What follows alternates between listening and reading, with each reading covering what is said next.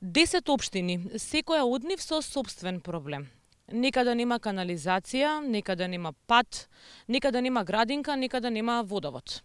Но повеќето скопјани имаат еден заеднички проблем. Немаат чист воздух за дишење. Забрзаната урбанизација на Скопје се гледа и од околу 500 метри надморска височина. Ако се тргне од водно кон центарот на градот, се гледа и одблиску. Насекаде или градилишта, или нови згради. Градот се има многу сменето за последниве 10 години, согласни с жителите на неколку скопски општини.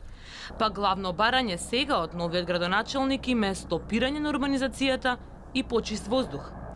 Новите огромни згради го спречија пробивот во Тафталиче, тврдат староседелците, кои лани протестираа за да го спасат од урбанизација малото паркче во нивната близина. Сега таму нема зграда, но има неколку нови на улицата на која, како што велат, живеат со децении. Види одека кокава зграда, најголемата зграда затвори целиот проев на Тафталиче и на Карпус, целиот проев од озгора порта Влај е затворено и овдека ние како котел сме, се вариме летно време.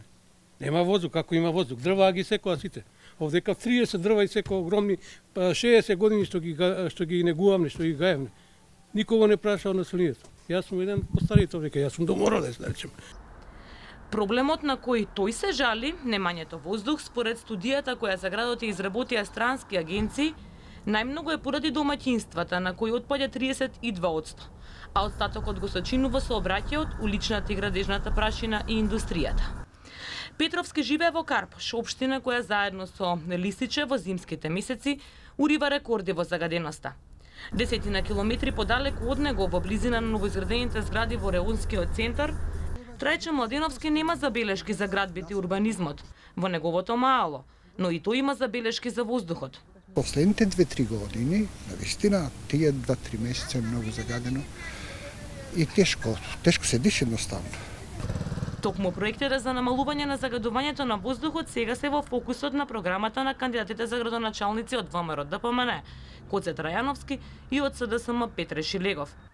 Ветуваат почист воздух преку низа проекти, а и двајцата кампањата ја почна на велосипеди.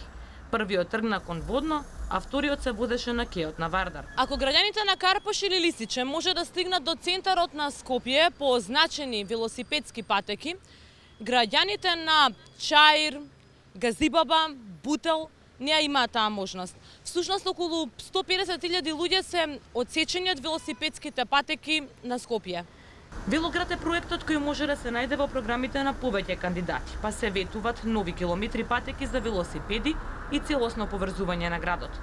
Но во Чаир, на улицата кај познатата Јајапашина џамија, луѓето што ги прашавме, велат ги мачат и по инакви проблеми. Нема инвестиции, канализација, недостигала инфраструктура. Улици, гужба, крадење, нема ништо. Нема ништо, боле од џунгла, ми сме џунгла. Затвор, боле затвор, иначе у Чаир да живеш. Скопјани в недела ќе може да одлучат меѓу 8 кандидати.